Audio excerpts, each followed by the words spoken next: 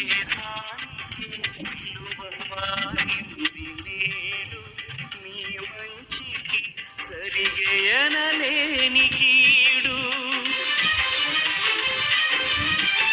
ద్రోహానికే కలదు లోకాన పేరు